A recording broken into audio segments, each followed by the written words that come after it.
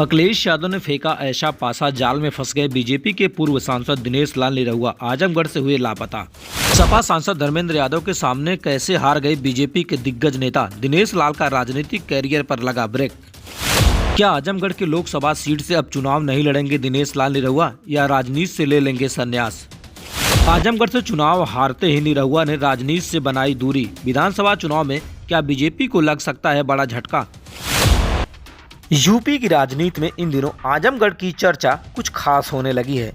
हो भी क्यों ना, क्योंकि जिस तरीके से आजमगढ़ के सरजमी पर 2024 के लोकसभा चुनाव में बीजेपी के बड़े बड़े दिग्गज नेताओं ने दिनेश लाल उर्फ निरहुआ को चुनाव जीतने का दावा किया था, लेकिन जैसे ही अखिलेश यादव के एक तस्वीर ने पूरी आजमगढ़ की तस्वीर को बदल रखा है। क्या आने वाले विधानसभा चुनाव में अखिलेश यादव फिर एक बार टक्कर देने को तैयार हैं दिनेश लाल निरहुआ को। जिस तरीके से 2024 के लोकसभा चुनाव में धर्मेंद्र यादव समाजवादी पार्टी के सिंबल पे चुनाव लड़े और दिनेश लाल उर्फ निरहुआ जो बीजेपी के पूर्व सांसद हैं वो भी जिस तरीके से बीजेपी के सिंबल पर चुनाव लड़े और बड़ी बड़ी जीत का दावा करने वाले चाहे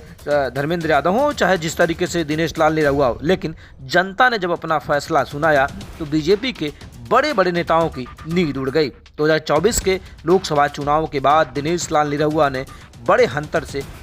से हार का सामना करना पड़ा।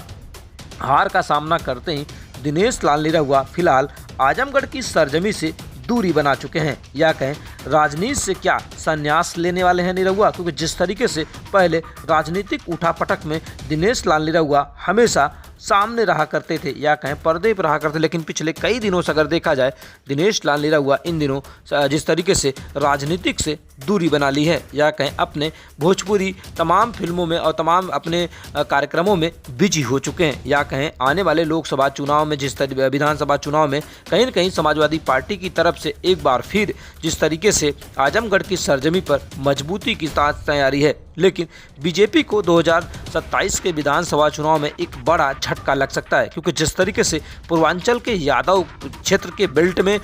दिनेश लाल निरहुआ जिस तरीके से बीजेपी के पूर्वांचल के तौर पर एक बड़े नेता के तौर पर माने जाते थे, लेकिन जिस तरीके से आजमगढ़ की सरजमी पर उन्हें करारी हार का सामना करना पड़ा, उसके बाद से लगातार दिनेश लाल निरहुआ फिलहाल आजमगढ़ की सरजमी से छोड़ मुंबई की सरजमी पर अपने काम में जुट गए हैं, या कहें अपने कारोबार में जुट गए। क्या दिनेश लाल निरहुआ आने वाले विधानसभा के चुनाव में जिस तरीके से बीजेपी एक बार फिर उन्हें किसी सीट पर चुनाव लड़ाने की तैयारी कर रही है, या फिर अगर जिस तरीके से दिनेश लाल निरहुआ ने राजनीतिक संन्यास का ऐलान भले ना किया हो, लेकिन आने वाले दिनों में जिस तरीके से राजनीति से उचित दूरी बना ली है। फिलहाल आजमगढ़ की सरजमी पर